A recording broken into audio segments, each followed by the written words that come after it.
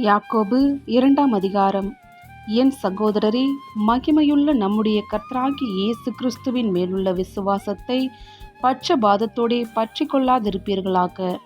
ஏனெனில் பொன் மோதிரமும் மினுக்குள்ள வஸ்திரமும் தரித்திருக்கிற ஒரு மனுஷனும் கந்தையான வஸ்திரம் தரித்திருக்கிற ஒரு தரித்திரனும் உங்கள் ஆலயத்தில் வரும்போது மினுக்குள்ள வஸ்திரம் தரித்தவனை கண்ணோக்கி, நீர் இந்த நல்ல இடத்தில் உட்காரும் என்றும், தரித்திரனை பார்த்து, நீ அங்கே நில்லு அல்லது இங்கே என் பாதத்தண்டையிலே உட்காரு என்றும் நீங்கள் சொன்னால், உங்களுக்குள்ளே பேதகம் பண்ணி தகாத சிந்தைகளோடே நிதானிக்கிறவர்களாய் இருப்பீர்கள் அல்லவா? என் பிரியமான சகோதரரே, கேளுங்கள். தேவன் இவ்வுலகத்தின் தரித்திரரை விசுவாசத்தில் ஐஸ்வர்யவான்களாகவும் தம்மிடத்தில் அன்பு கூறுகிறவர்களுக்கு தாம் வாக்குத்தத்தம் பண்ணின ராஜ்யத்தை சுதந்திரிக்கிறவர்களாகவும் தெரிந்து கொள்ளவில்லையா? நீங்களோ தரித்திரரை கனவீனம் பண்ணுகிறீர்கள். ஐஸ்வர்யவான்கள் அல்லவோ உங்களை ஒடுக்குகிறார்கள். அவர்களல்லவோ உங்களை நியாயசனங்களுக்கு முன்பாக இழுக்கிறார்கள்.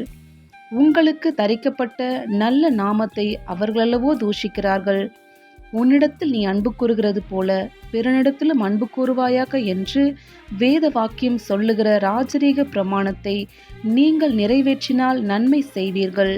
பட்சபாதம் உள்ளவர்களாய் இருப்பீர்களானால் பாவம் செய்து மீறினவர்கள் என்று நியாய பிரமாணத்தால் தீர்க்கப்படுவீர்கள்.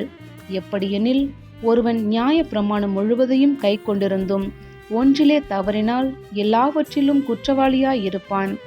ஏனென்றால், விபச்சாரம் செய்யாதிருப்பாயாக என்று சொன்னவர் கொலை செய்யாதிருப்பாயாக என்றும் சொன்னார். ஆதலால் நீ விபச்சாரம் செய்யாமலிருந்தும் கொலை செய்தாயானால் நியாய பிரமாணத்தை மீறினவனாவாய். சுயாதீன பிரமாணத்தினால் நியாய தீர்ப்படைய போகிறவர்களாய் அதற்கேற்றபடி பேசி அதற்கேற்றபடி செய்யுங்கள். ஏனென்றால், இரக்கம் செய்யாதவனுக்கு இரக்கமில்லாத நியாய தீர்ப்பு கிடைக்கும். நியாய தீர்ப்புக்கு முன்பாக இரக்கம் மேன்மை பாராட்டும்.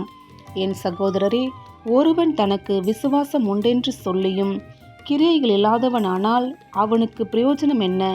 அந்த விசுவாசம் அவனை ரட்சிக்குமா?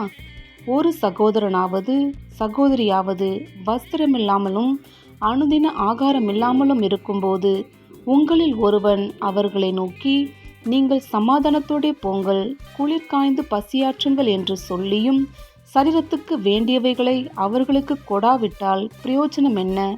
அப்படியே விசுவாசமும் கிரியைகள் இல்லாதிருந்தால் தன்னிலே தானே செத்ததாயிருக்கும்.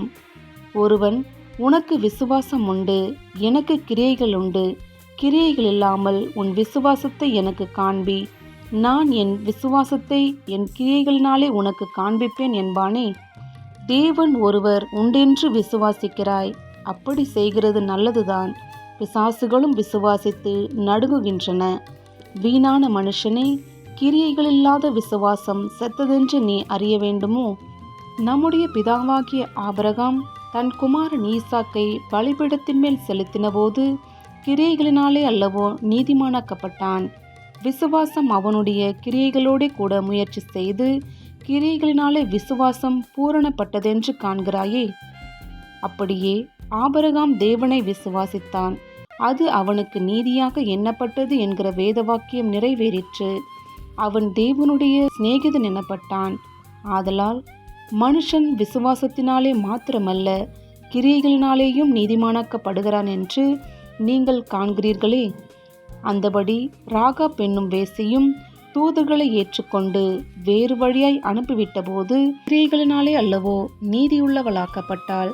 அப்படியே ஆவியில்லாத சரீரம் செத்ததாய் இருக்கிறது போல கிரியைகளில்லாத விசுவாசமும் செத்ததாய் இருக்கிறது.